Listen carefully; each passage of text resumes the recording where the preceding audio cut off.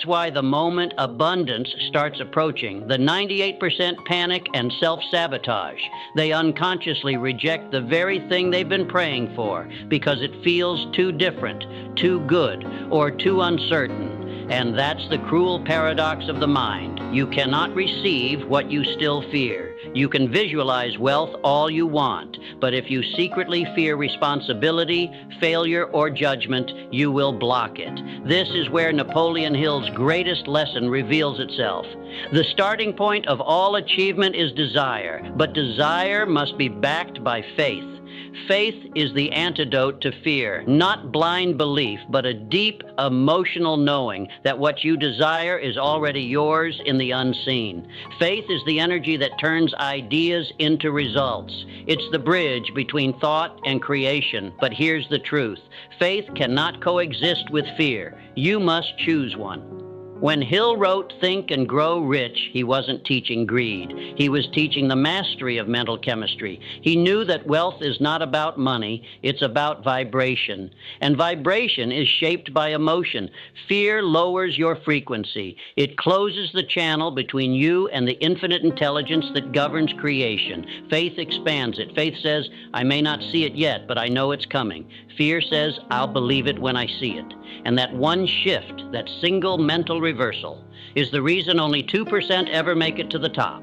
They don't let fear make their decisions. They act despite it. They move through the discomfort. They understand that every new level of wealth requires walking through the unknown. Because here's the hidden truth about manifestation. You will never receive more than you are emotionally prepared to handle. If your mind still trembles at the thought of losing money, you're not ready to attract large sums. If your heart still feels unworthy of abundance, you will unconsciously push it away.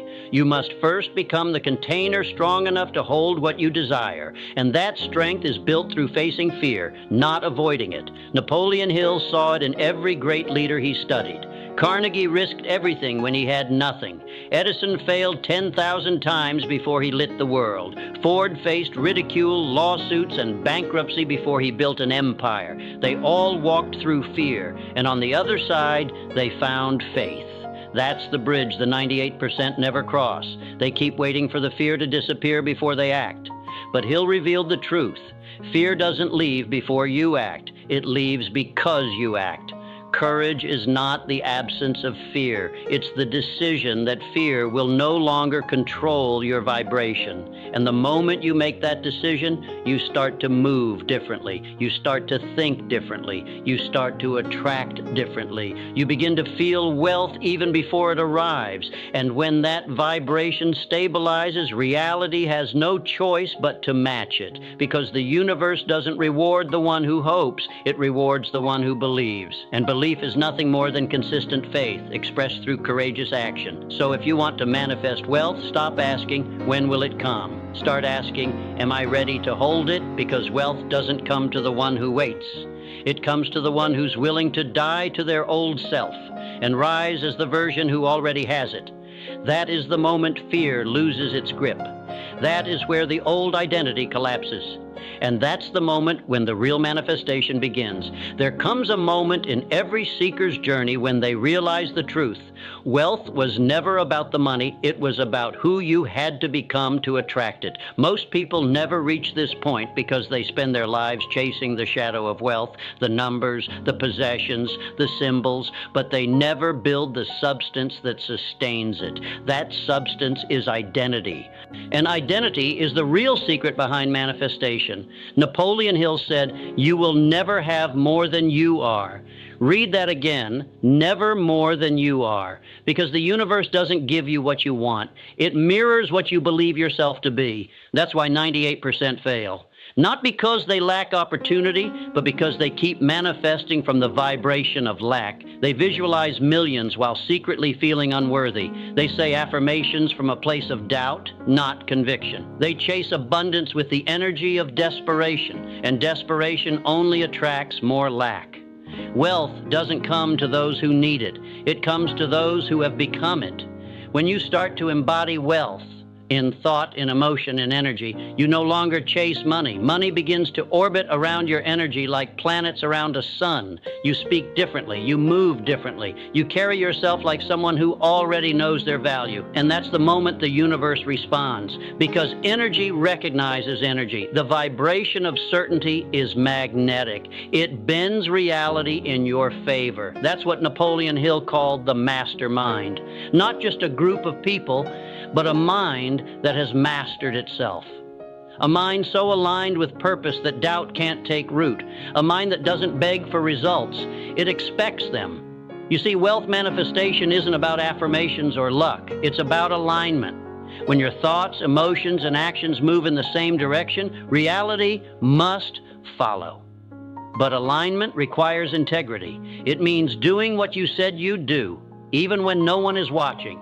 It means speaking wealth, thinking wealth, and acting wealth, even when you're still surrounded by lack. That's how you rewire the subconscious. That's how you prove to the universe that you're serious. Because energy doesn't lie. You can't fake vibration. The world doesn't listen to your words. It feels your frequency. And your frequency is built by repetition, of focus, of gratitude, of disciplined thought. When you wake up in the morning and give thanks for what's coming, you activate the law of increase. When you visualize with emotion, not just images, you rewrite your neural blueprint. And when you take consistent action, even when no one believes, you move from wishing to creating. That's when wealth begins to appear, subtly at first, like opportunities that seem coincidental, people who suddenly open doors, ideas that strike like lightning in moments of stillness. But none of it is coincidence, it's calibration. You are now resonating with the frequency of abundance. And as Napoleon Hill wrote, when the subconscious mind is charged with a definite purpose, it will find the way or make one. That is the essence of manifestation. You don't chase the path, you become the path. But here's where most people fall again. They reach this level of power and then they stop. They get comfortable. They forget the law of perpetual growth. And that's when the universe tests you by asking one question: will you stay faithful to the vision even when it's not visible? Because the final test of manifestation is consistency without confirmation. Can you keep walking when the results haven't shown up yet? Can you hold the vibration when your bank account hasn't caught up?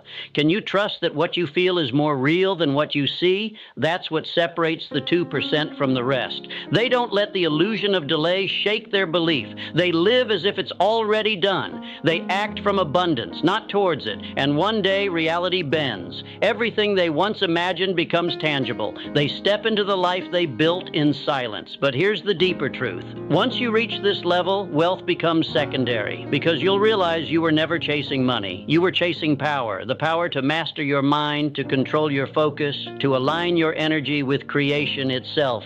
That is the true manifestation Napoleon Hill discovered. That's what think and grow rich really means. Not wish and wait, but think, align, and act until your thought becomes flesh. So when people ask, how do I manifest wealth? The answer is simple. Stop trying to get rich. Start trying to become someone who can no longer be poor. Wealth is not what you pursue, it's what you permit. It's the natural consequence of becoming the kind of person who radiates discipline, gratitude, confidence, and faith. So here's your challenge. From this moment on, stop saying, I want wealth. Start declaring, I am wealth. Every thought you think, every choice you make, every emotion you entertain, let it align with that truth, because you don't attract what you want. You attract what you believe you already are. The 98% spend their lives hoping for wealth. The 2% embody it. And that's the difference between wishing and manifesting. So today, let this be your declaration. I am done waiting. I am done doubting. I am done living small. From this moment, I am wealth in motion. You don't need permission.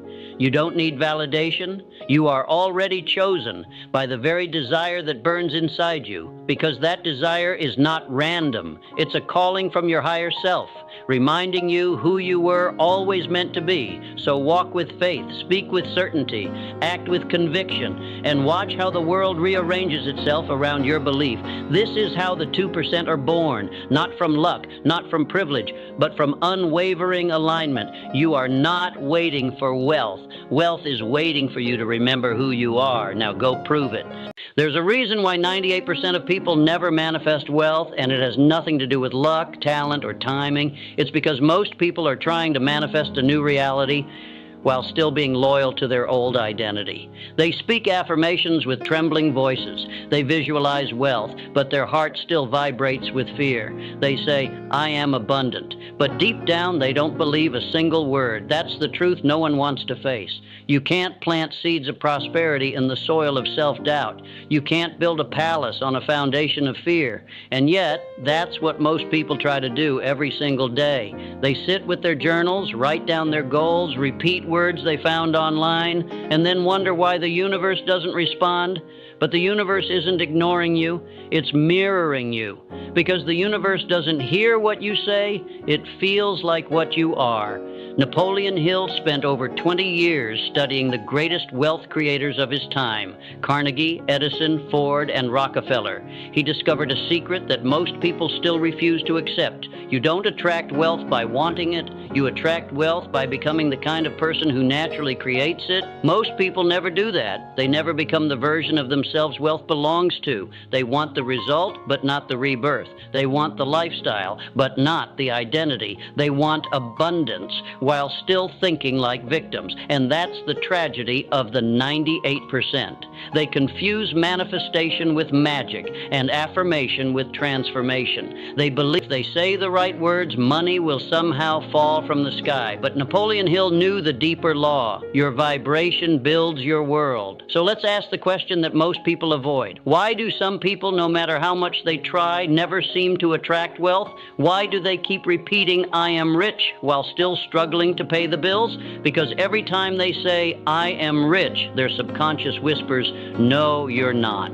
And that whisper kills the manifestation before it even begins. The truth is this: you cannot manifest what your subconscious rejects. You can't hold abundance in your hands if you still see yourself as someone unworthy of it. The 98% fail to manifest wealth because they never fix the root cause. They're still operating from lack, thinking like someone who doesn't have, hoping the universe will fill in the gaps. But the universe doesn't respond to hope. It responds to belief. And belief is not what you say. It's what you know in your soul. You can't fake vibration. You can't trick the universe with empty affirmations. You can only align with what you truly embody. Napoleon Hill once said, "Whatever the mind can conceive and believe, it can achieve." But most people stop at the first part. They conceive, they dream, they imagine, but they never believe. Their desires are strong, but their self-image is weak, and no amount of outer effort can override inner resistance. You see, wealth is not an outcome, it's a frequency. You must become the signal before you can receive the result. That means shifting from wanting to knowing, from hoping to expecting, from chasing to allowing. Most people live as if wealth is something out there, something they must attract, something the universe might give them if they're lucky. But real manifestation begins when you realize you are not attracting wealth. You are awakening to it. The energy of wealth is already within you. It's just buried under years of doubt, fear, and limitation. And until you outgrow those patterns, no visualization will save you. You must first outgrow the version of yourself that needs wealth, the version that chases, begs, and worries, and step into the version that commands it. Think about it. The wealthy don't chase money, they expect it. Not because they're arrogant, but because they understand cause and effect. They know money is not the cause of their wealth, it's the effect of their mindset. They think in terms of value, not need. They focus on expansion, not survival. They act with certainty, not desperation. And that vibration, that unwavering inner confidence, is what turns thoughts into gold. The poor mindset says, "I'll believe I'm wealthy when I see the money." The wealthy mindset says, "I'll see the money when I believe I'm wealthy." That's the entire difference. That's the divide between the 2% who rise and the 98% who keep trying to manifest their way to success. Napoleon Hill didn't write about magic. He wrote about mental reprogramming. He didn't teach wishful thinking. He taught intentional identity construction, the art of aligning your subconscious beliefs with your conscious desires. Because until the two agree, you'll always live in resistance. You'll want abundance but vibrate scarcity. You'll speak prosperity but feel unworthy. And the universe, loyal and impartial, will give you exactly what you feel, not what you say. So the question isn't, why is manifestation not working? The real question is, who are you when you're trying to manifest? Because you can't manifest from a version of yourself that still doubts your worth. You can only create from the level of energy you've mastered. The moment you realize this, you stop playing small. You stop begging the universe to give you wealth. And you start becoming the energy that wealth responds to.